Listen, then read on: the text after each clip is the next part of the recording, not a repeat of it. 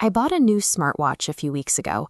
I've always been a heavy sleeper, but lately I'd been waking up feeling completely exhausted, like I'd run a marathon in my dreams. I needed a baseline to figure out what was happening to my body. I wanted a reliable way to track my vital signs. These optical sensors log every single heartbeat and map out exact cycles of deep and light sleep with high precision. The first morning I checked the app, the data was strange.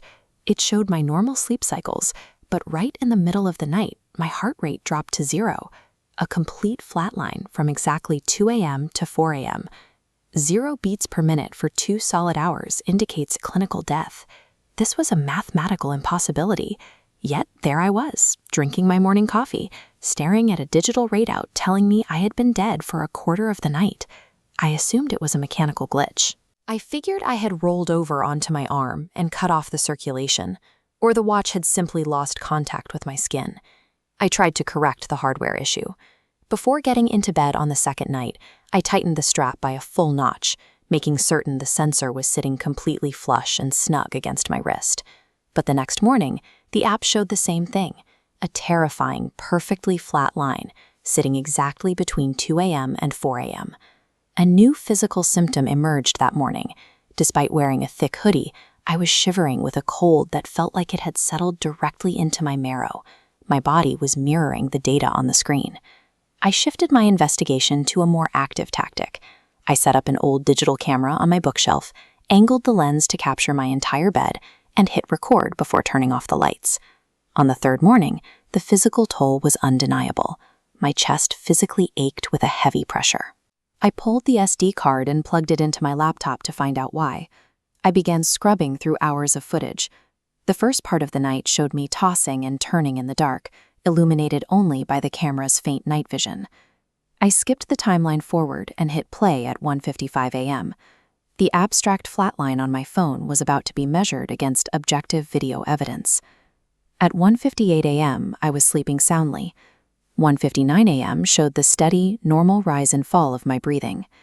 At exactly 2 a.m., my body suddenly went rigid. My chest stopped rising. I froze mid-breath, completely locked in place. A frantic, bright green light started flashing against my skin. The smartwatch was pulsing, searching my paralyzed wrist for a heartbeat. The video provided the final, objective proof. My heart had physically stopped beating. I watched my lifeless body, and then I saw the movement. It was slowly pulling itself out from the pitch-black space underneath my bed frame. A tall figure, featureless and wrapped in shadow, stood up. It towered over my mattress, staring down at me. It leaned down until its face was inches from mine.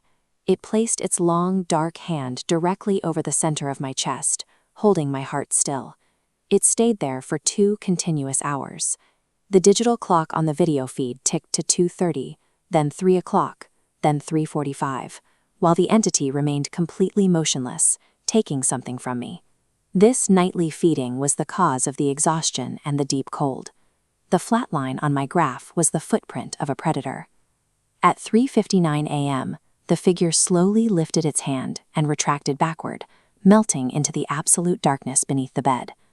The second the clock hit 4 a.m., my body violently jolted awake on the screen.